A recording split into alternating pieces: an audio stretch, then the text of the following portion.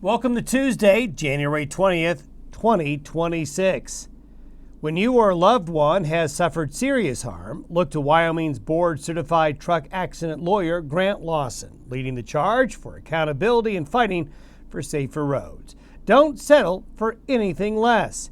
Visit truckaccidents.com.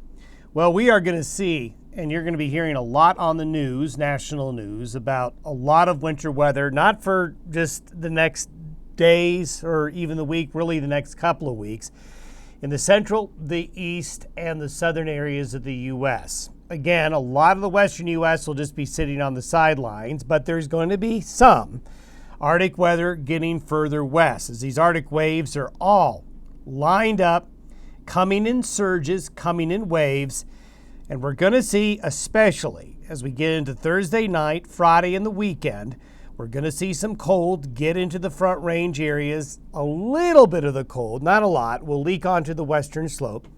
And we're going to see just a very big outbreak of winter over a good chunk of the USA as we get into the weekend through all of next week. Again, though, the center of the action will be to our east. And we're going to see deep south snow. Looks like we are going to have a huge ice storm, and there is going to be a lot of problems. If you've got travels anywhere in the central, the south, the east, the Great Lakes, the northeast, over the next couple of weeks, you're going to have to be really keeping on top of the weather. Now, the Aurora borealis, a lot of you probably heard of the Aurora possibly coming out last night. Here's a shot from Jan Curtis and Cheyenne yesterday evening. The coronal mass ejection arrived much earlier than anticipated. It came in around roughly between 1 and 2 o'clock, early afternoon Mountain Time. So what ended up happening, we had great aurora displays in Europe, on the other side of the globe, then parts of the Great Lakes, the northern plains, the northeastern United States. But by the time the process went through and the polarity wasn't in the right configuration, we just did not have the display that other people had, although there was an increase in the aurora overnight as conditions got a little bit better. But by then, peak conditions had subsided. Nonetheless, the sun is being very active and is going to be staying that way, so stay tuned. There could be other action down the road. Some nice shots coming in from around the region. There's a shot of the snow, barely white snow, white cap peaks there in Utah as the snow drought there continues, and as well as the inversion in the Salt Lake City area. Beautiful sunrise photo there. And isn't this a photo that really sums up the winter season? Now, there's people actually able to ice fish, but barely any snow on the hill slopes there, and so that ice looks barely strong enough to support ice fishermen. But we are going to be building up a little bit of ice, and so some ice fishing may actually happen here over the course of the next couple of weeks in areas that hasn't seen it. Now, the satellite photo shows a lot going on out here in the Pacific, but we continue to see the high pressure ridge dominating the weather pattern.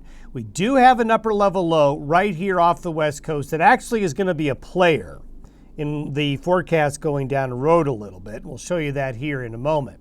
So here's that upper low that we just showed you on the satellite imagery. There's the high that's been stuck along the west coast, and there's your polar vortex.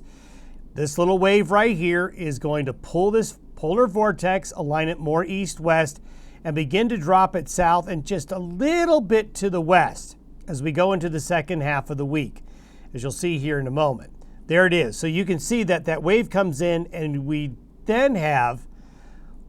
sometimes talk about an Arctic tail. There's your Arctic tail right there by Thursday. Consolidating a lot of very cold air, packing it up against the Canadian Rockies, and beginning to spill it into the northern plains. The temperatures in the Dakotas and Minnesota and Wisconsin and into the northwest Corn Belt are really going to be tanking. Really, it starts on Thursday there as the cold gets deeper. Notice this upper level low gets a little bit closer along the California coast. So there's going to be a little bit of moisture in the equation right here that's going to play a part in the central Rockies as this Arctic air begins its way south and east along the Front Range. So we really start to see the movement of the Arctic air on Thursday starting to make its move. And then by 24 hours later, we see the polar vortex stretching out a little bit, going to the upper Great Lakes, but what you can't really see here is on the surface. This is at 18,000 feet, but on the surface, Arctic air is working its way south with a lot of rapidity and working its way south very strongly. We're going to see a little bit of flow of air from the southwest coming from that upper level low coming into Southern California. So this will play a part, especially in this part of the country here, as we get into the weekend and early next week. But Arctic air has easy access, especially closer to the ground. The further west you go, though, the thinner the Arctic air mass is. Thinner meaning vertically. It's going to be the deepest right here, but as it goes further west, the Arctic air is thinner. So it's got to climb the higher terrain, but it will be able to do so, especially as we get into Friday night, Saturday, and into Sunday. So what we're going to do is what we did through yesterday. We're going to step through the temperature anomalies, and for each one of these is for approximately noon Mountain Time to give you a point of time and date reference. So we're going to do the same time every day for the next several days. So this is today. You can see that the weekend Arctic air mass is still sitting over the Great Lakes, the deep south. We're getting a little bit of a Chinook effect here in the Rockies, pushing out some milder temperature readings. Then as we go into tomorrow, we start to see the Arctic air consolidating and making its move in northern portions of Saskatchewan and Manitoba, but it's already beginning to leak into eastern Montana and the western Dakotas and into northeastern Wyoming by around just before noontime on Wednesday. There's going to be, tonight and into tomorrow morning, a little bit of light snow up here with that Arctic push. Nothing to write home about, but up into the Black Hills along the I-90 corridor, there's going to be a little bit of snow. Then you'll really see it make its move on Thursday. Boom. You can see the 30 to 50 degree temperature anomalies spreading across, getting to the eastern slopes of the Canadian Rockies, pouring into Montana. Then you can see the cold air by noon Thursday is leaking all the way down into the Front Range, getting into the northern panhandle. Again, the Arctic air mass here is really thin. It's probably only a few hundred feet thick. The deeper Arctic air is up here, but it's beginning to spill in. So Thursday is the day where it really starts to turn colder east of the Continental Divide. And you can see the thinness of the Arctic air mass. Look at the Palmer Divide sticking out right there. That tells you how shallow the air is. Can't even get up to the top of Monument Hill. But as it gets deeper, this colder air, on Friday, it gets a little bit deeper, packs up against the Continental Divide a little bit, and we get a little bit of leakage coming in over here into eastern Washington and parts of Oregon. But the Continental Divide is going to really hold up a lot of this. But you can see the deepness and the extent of those huge temperature anomalies by midday on Friday. By Saturday, the Arctic air is unimpeded and goes deep into the heart of Texas, all the way into northeast Mexico, into the Gulf Coast region, into the upper Midwest and the Great Lakes. And that Arctic air is going to be well entrenched into Sunday. So Sunday going to be very, very cold across a good chunk of the U.S. Really only here are the anomalies not doing much, but across literally the rest of the nation, Florida is going to have a little bit of, look at the contrast between Florida and the Carolinas here on Sunday. So that cold will eventually get down into Florida, but it's going to really be felt, especially, this part of the country right here. This is the kind of cold you're just not used to. And it's just not for a day. If you look at it, comes in during the day Saturday, really starts Friday, Saturday, into the day Sunday, into the day Monday. The core of the anomalies is in this part of the country right here, where it's just going to be, they're just not used to it settling in for multiple days. And I'm just showing you the cold. Now notice Chinooking is taking place in the Canadian Rockies and the Northern Rockies by Monday.